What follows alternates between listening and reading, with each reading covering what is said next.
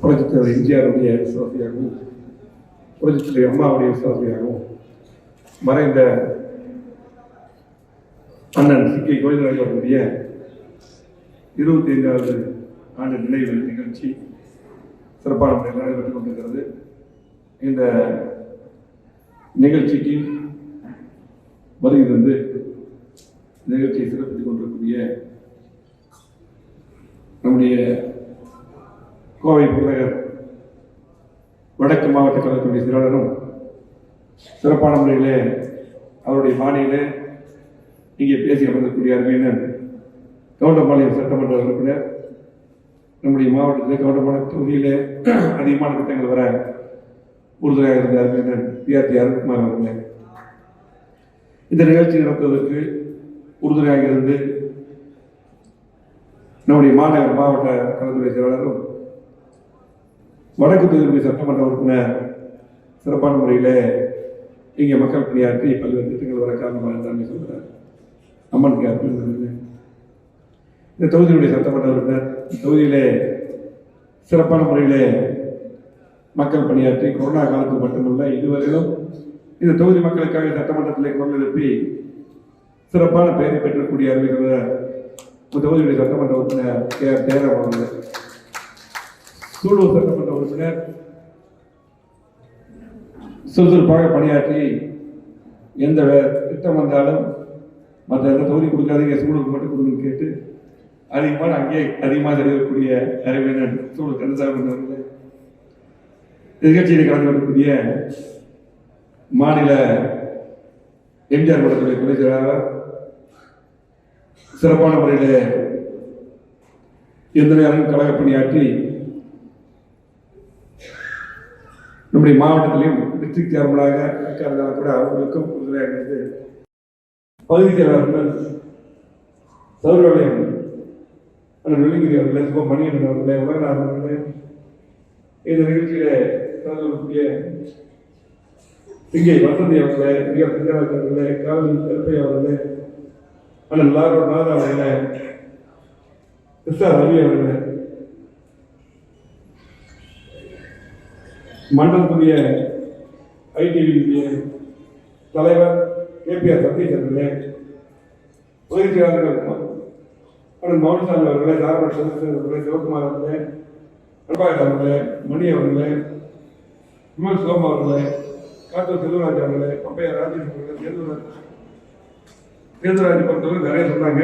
தேர்தராஜ் அவர்களே, லட்சுமி அவர்களே, மதுரை ஜப்பார் அவர்களே, மனோகர் அவர்களே,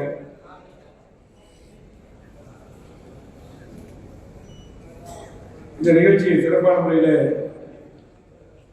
ஏற்பாடு செய்த மக்களுக்கு தொகுதி சமூக சேவை மட்டுமல்ல ஐடிவிகளே சிறப்பான முறையில் அம்மா இருக்கிற பணியாற்றி இதுவரைக்கும் இந்த ஐடிவிகளே சிறப்பான முறையில் பணியாற்றி நம்முடைய கழகத்துடைய பொதுச் செயலாளர் புரட்சித் தலைவர் எடப்பாடி அவர்களால் பாராட்டு பெற்று ஒவ்வொரு மாவட்டத்துக்கு போற ஐடிவி கோச்சிங் கொடுக்கிறது அவர்தான் போறாரு. அது நிறைய பேருக்கு தெரியாது. அப்படி சிறப்பான முறையில் இதுவரை பணியாற்றி கொண்டு இந்த நிகழ்ச்சியை ஏற்பாடு செய்து எங்களை அழைத்த ஐடிவிகளுடைய மாநிலத்துறை அவை தலைவர் அருமை தம்பி ராமச்சந்திரன் அவர்களே, இந்த நிகழ்ச்சியிலே கலந்து கொள்ளக்கூடிய கழகத்துடைய மூத்த முன்னோடி, நாங்கள் இங்கே எல்லாரும் பேசிட்டு இருக்கும்போது ஒவ்வொரு தகவல் சொல்லிட்டு இருந்தாங்க. காலைல வரும்போதும் நிறைய தகவல் சொன்னாங்க. பக்கத்தில் அருண்குமார் சொல்லிட்டு இருந்தார். அதை அப்படியே பேசினார். அந்த தொழிலாளர் என்ன பண்ணார், அதே மாதிரி பக்கத்தில் அமர்நாத் சொல்லிட்டு இருந்தார். ஆகவே இன்றைக்கு நிறைய பேர் வாழ்வார்கள், மறைவார்கள். ஆனால் வாழும் பொழுது சிறப்பான முறையில் மக்களுக்காக பணியாற்றி மக்களுடைய மனதில் நிற்பவர்கள் ஒரு சில பேர் தான். அதிலே அண்ணன் சி.கே. கோவிந்தராஜன் அவர்கள் இன்றைக்கு முதன்மையான மாற்று கருத்து. புரட்சித்தலைவர் எம்ஜிஆர் அவருக்கு விசுவாசமாக இருந்து அவருடைய தலைமையிலே தலைவரே திருமணத்தை நடத்தி வச்சிருக்காரு. அதுக்கப்புறம் இப்ப பேசும்போது சிலதை விட்டாங்க. அதான் பேசும்போது அம்மன் சொல்லிட்டு இருந்தாரு. அதே போல அம்மா பேசியிருந்தோம். அதாவது புரட்சித்தலைவர் எம்ஜிஆர் இருக்கும்போது அம்மாவுக்காக அன்னைக்கு பொதுக்குழுல பேசி வருவார் தானே. அப்படி அம்மா விசுவாசமாக இருந்து பேசும்போது நம்ம ஜெயராம் சொன்னார், கண்டிப்பா அவர் அமைச்சராக இருக்கணும். அதையும் நானும் பேசிட்டு இருந்தோம். அவர் அமைச்சராக வேண்டியது அந்த மாதிரி வாய்ப்பெல்லாம் இருந்தது. அப்ப அரங்கநாயகர் அமைச்சராக இருந்தாரு. ஏதோ காரணத்துக்கு அப்படியே வாய்ப்பு போயிடுச்சுன்னா அந்த மாதிரி வாய்ப்பெல்லாம் அவர் தெரியல. அப்படி விசுவாசமா இருந்தார். அம்மா அவர்களுக்கும் தலைவர் விசுவாசமா இருந்தார். அப்படிப்பட்டு ஒரு நல்ல மனிதர் மட்டுமல்ல, கட்சிக்காக பாடுபட்டார். பாத்தீங்கன்னா நீதிமன்றம் போகும்போது உங்களுக்கு தனியா அந்த பேரவைக்கு ஒரு ஆபீஸ் போட்டு நல்லா இயங்கிறது அவர் தான். மாவட்ட ஆபீஸ் பூரா இயங்கும். ஆனா இது அருண்பானுக்கு தெரியும், ஜப்பானுக்கு தெரியும், முஸ்லிம் எல்லாத்துக்கும் தெரியும். இங்க பேரவைக்குன்னு பேரவைக்குன்னு ஒரு ஆபீஸ் வேகமா இயங்கிட்டு இருக்காங்க. மலரவனுக்கு ஒரு ஆபீஸ் மாவட்டத்தில் பக்கத்துல பேரவைக்கு அதே மாதிரி ஒரு கூட்டத்தோட இயங்கிட்டு இருக்கோம். நான் அப்ப எங்க அப்பாவோட போகும்போது அப்படி அப்பா கூட ஒரு பைக் நான் தான் கூட்டு போவேன். அப்ப பார்க்கும்போது பாத்தீங்கன்னா அந்த ஆபீஸ் பெரிய கூட்டம் இருக்கு எப்பவுமே உரிமையோட அப்படி இருக்கும். இது மட்டுமல்ல, இப்படி தந்தையிடம் நெருங்கி பழையவர். இவர் எல்லா பக்கம் பார்த்தீங்கன்னா அந்த 91 முடிஞ்ச பின்னால் அந்த 96 பக்கம் நிறைய பக்கம் சைட் போடுவார். நிறைய பக்கம் இடம் போட்டு சைட் போடுவார். அப்போ நம்ம வீட்டுக்கு பார்த்து சைட் போடும்போதெல்லாம் அப்போ நம்ம குடித்தூர் பாலன் அவர் அடிக்கடி கூப்பிட்டு வருவார். குடித்தூர் பாலன் கலந்துக்கு கூடவே இருப்பார், கூப்பிட்டு வருவார். அப்போ அடிக்கடி என்னுடைய தந்தையோட பேசுவாங்க. நல்ல பழைய அடிக்கடி வீட்டுக்கு வருவாங்க. இப்படி என்னோட குடும்பத்துக்கும் அறிவுமானார். அது மட்டுமல்ல, ஆரம்பத்தில் 91 பார்த்தீங்களா அந்த நேரத்தில் சட்டமன்ற உறுப்பினர் ஆகிறதுக்கு முன்னாடியே பார்த்தீங்கன்னா அப்போ அதுக்கு முன்னாடி ஃபர்ஸ்ட் அவர் கேபி ராஜேந்திரன் மாவட்ட செயலாளர். அப்போ மாநகருக்கு தான் அவர் மாவட்ட செயலாளர் போட்டாங்க. அப்போ அவருக்கு எல்லாருமே என்னுடைய தந்தை பேரை போட்டு அவருக்கெல்லாம் நாங்கள் நன்றி போட்டு அடிக்கிறோம். அதுக்கப்புறம் அம்மா அடிக்கிறோம். அதுக்கு முன்னாடி ஒரு மாசத்துல அவர் புறநகருக்கு போட்டு அதுக்கப்புறம் சிங்கி கோயில்ராஜன் மாவட்ட செயலாளர் வந்துட்டார். என்ன பண்ண கூட இருக்கோம். இப்படி தந்தை எப்படி ஆக்டர் கூட அவர் கூட எல்லாம் பண்ணி நான் தான் வண்டியில கூட எல்லாம் வந்துருக்கோம். அப்ப பாத்தீங்கன்னா சிங்கி கோயில்ராஜன் அருண்பாரன் கொஞ்சம் போல்டாக பேசுவார். வந்தாலே உரிமையோட எல்லாத்தையும் பேசுவார். எல்லாத்தையும் உரிமையோட வாடா போடான்னு அப்படி ஒரு உரிமையோட கேபி ராஜன் அப்படியே பேசுவார். எல்லாத்தையும் உரிமையோட பேசுவாங்க. அப்படி பாத்தீங்கன்னா மாவட்ட செயலாளராக அதுக்கப்புறம் சட்டமன்ற உறுப்பினர் சிங்கனூர் சட்டமன்ற தொகுதியில பாத்தீங்கன்னா முதல் ரெட்டை ஒரு பெரிய ஒரு வாய்ப்பு. அதுக்கு முன்னாடி சிங்கனூர் தொகுதின்னு பாத்தீங்கன்னா அது என்னமோ பாத்தீங்கன்னா அந்த கம்யூனிஸ்ட் தொகுதி மாதிரியே ஒரு அமைப்பு இருந்தே இருக்கும்.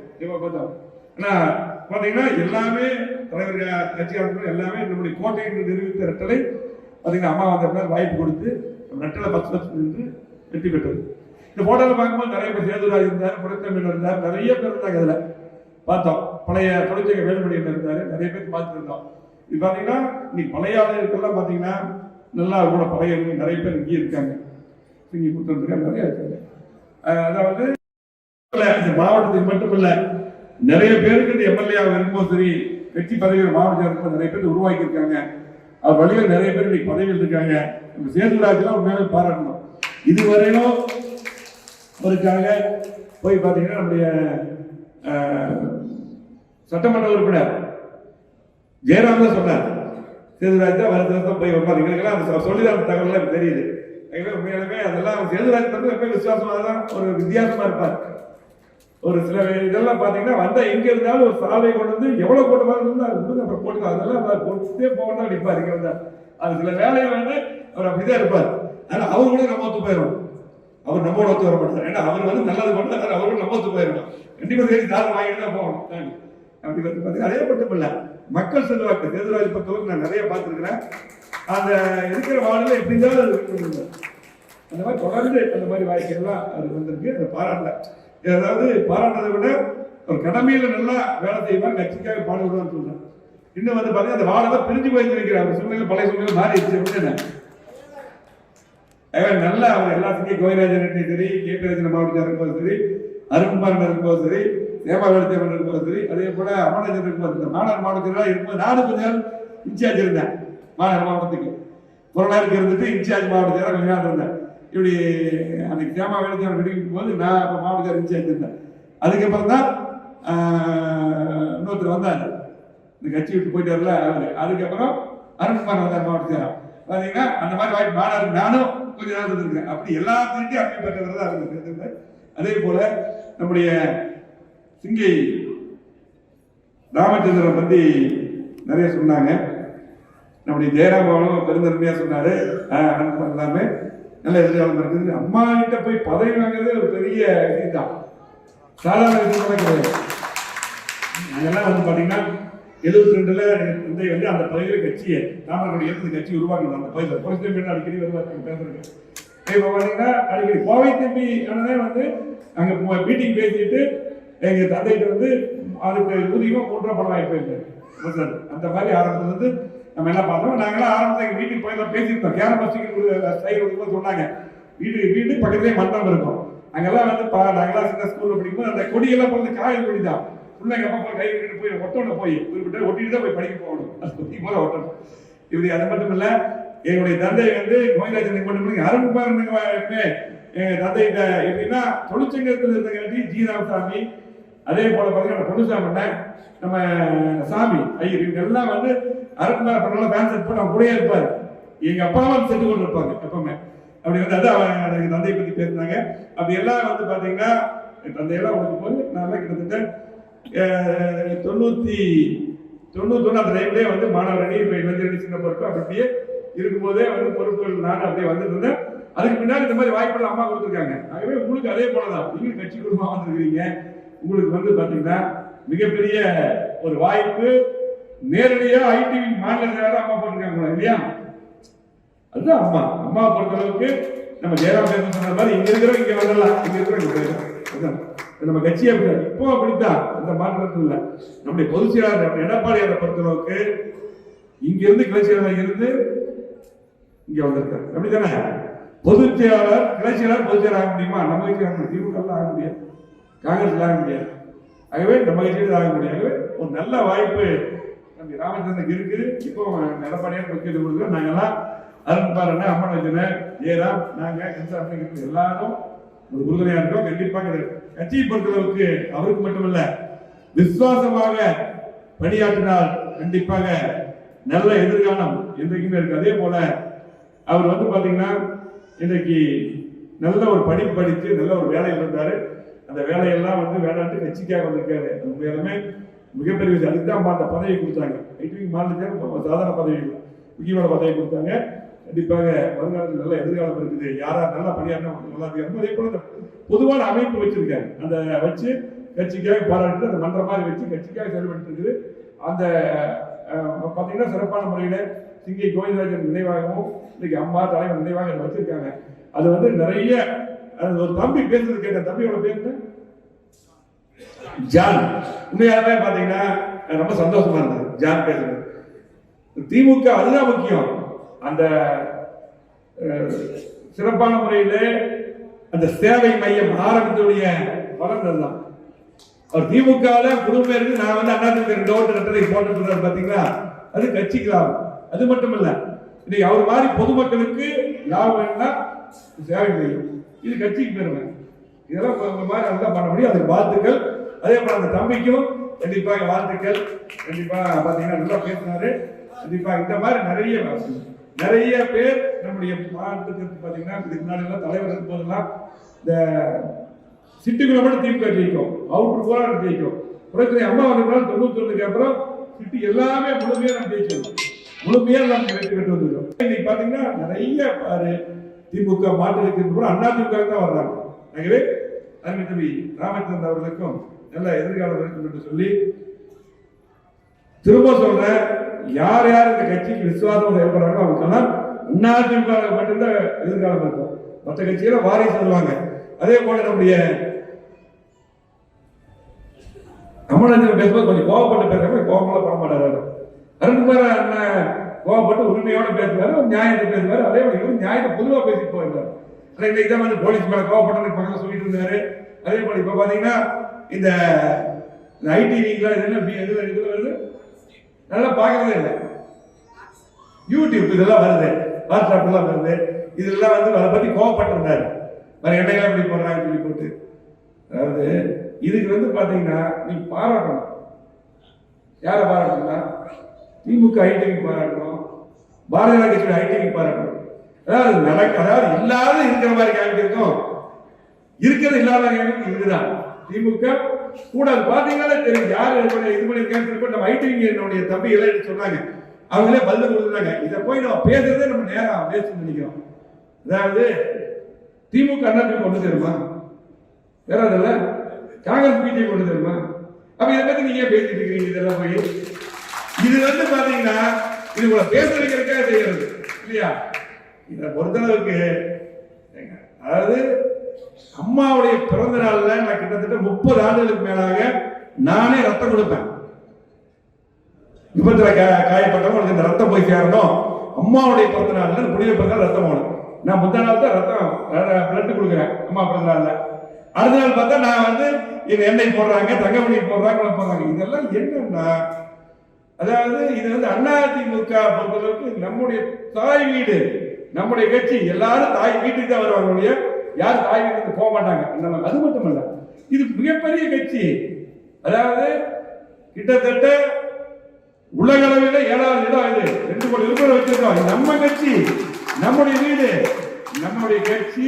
இந்த கட்சியில நம்மளை வந்து பாத்தீங்கன்னா ஒரு சாதாரண குடும்பத்தில் இருக்க நம்மளை எல்லாம் ஒரு எம்எல்ஏவாக ஒரு அமைச்சராக ஆக்கி அழகு பார்த்தது அம்மா அவர்கள். எம்ஜிஆர் ஆரம்பித்த கட்சியில இதெல்லாம் 17 சொல்லக்கூடாது. அது மட்டும் இல்ல, இன்றைக்கு ஒரு 3% 4% இருக்கிற பாரதிய ஜனதா கட்சி நான் போய் தேர்தல் போடுறாங்க. அது போய் நான் பதில் சொல்லணுமா?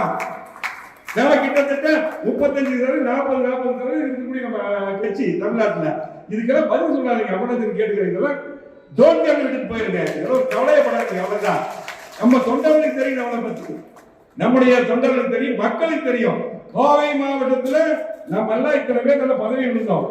இன்னைக்கு எல்லா பதவியும் அருண்குமார் சொன்னார்ல, சட்டமன்றத்தில் மேல் மாநில லாபிக்கு தான் நான் போனேன். அதுக்கப்புறம் போக முடியல. இன்னைக்கு 2 முறை இன்னைக்கு அம்மா வந்து போனேன். இன்னைக்கு அம்மாவை எடப்பாடி 2 முறை சட்டமன்ற உறுப்பினர் போயிட்டீங்க. தொகுதி மக்களுக்காக பாடுபட்டு இருக்கிறீங்க, திட்டங்களை கொண்டு வந்துருக்கீங்க. இன்னைக்கு தொகுதி மக்களுக்காக சட்டமன்ற குரல் கொடுக்குறீங்க. அம்மா வந்து 2 முறை இல்லையா? இதுக்கு மேல நாங்க நம்மளாம் மேல் மாநிலத்துல இருந்து பார்த்துட்டு இருந்தோம். இன்னைக்கு நம்மளும் தான் 4வது முறை. நம்முடைய கந்தசாமி 2 முறை, ஜெயராம். இதெல்லாம் வாய்ப்பு நம்முடைய கட்சி. இதுக்கு வந்து இந்த கட்சியை வந்து இந்த கட்சியிலிருந்து ஒரு கிட்டத்தட்ட ஒரு 3% இருக்கிற பாரதிய ஜனதா கட்சியில வந்து அதே போல நிறைய பாத்துங்க பொதுமக்கள்கிட்ட. இது மட்டும் இல்ல, திமுக எதுவுமே செய்ய 3 வருஷமா ராட்சி ஓட்டுறாங்கல்ல, இதுவும் இதேதான். இந்த விளம்பரம் தான் ஓட்டுறாங்க. வேற என்ன செஞ்சாங்க சொல்லுங்க? இதேதான் இருக்கிறது எல்லாம் காண்கிறது. நல்லா செய்யற எடப்பாடியார் 2.5 மணி நேரம் பேசுறாரு சட்டமன்றத்துல, அது காமிக்கவே மாட்டாங்க. அதே அவர் பேசிக்கும் போது பாத்தீங்கன்னா வேற ஏதாவது நியூஸ் ஓடும். அது வந்து தீவிரம் மக்களுக்காக சட்டமன்றத்தில் பேசிட்டு இருப்பாங்க, கட் பண்ணிடுவாங்க. வெளியே வந்து பேட்டி எடுப்பாங்க, அதோட சரி. அதுக்கப்புறம் போட மாட்டாங்க. இன்னைக்கு நாட்டு மக்களுக்காக 31 ஆண்டுகள் ஆட்சி இருக்கு. கோயம்புத்தூர் ஒரு வளர்ச்சி எந்த கட்சி சொல்ல சொல்லுங்க? நாங்கெல்லாம் எம்எல்ஏ இருந்தா அமைச்சர் இருந்தா இவ்வளவு திட்டங்கள் சொல்ல சொல்லுங்க. நான் காலரை நிமித்திட்டு போய் பாராளுமன்றத்தில் ஓட்டு கேட்போம். பாராளுமன்றத்தில் காலரை நிமித்தி நெஞ்சு நிமித்தி ஓட்டு கேட்கிற தகுதி எங்களுக்கு மட்டும்தான் இருக்குது. ஆகவே இதுக்கெல்லாம் பதில் சொல்ல அவசியம் இல்லை. அம்மனுக்கு பேசுறது நான் பேசுறேன்.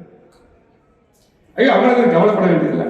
நம்மளை பத்தி நம்முடைய தொண்டர்களுக்கு தெரியும், நம்முடைய பொதுமக்களுக்கு தெரியும், நம்முடைய தலைவருக்கு தெரியும். எங்களுடைய கொள்கை அம்மா ஆட்சி அமையணும், எடப்பாடியார் முதலமைச்சர் வரணும்.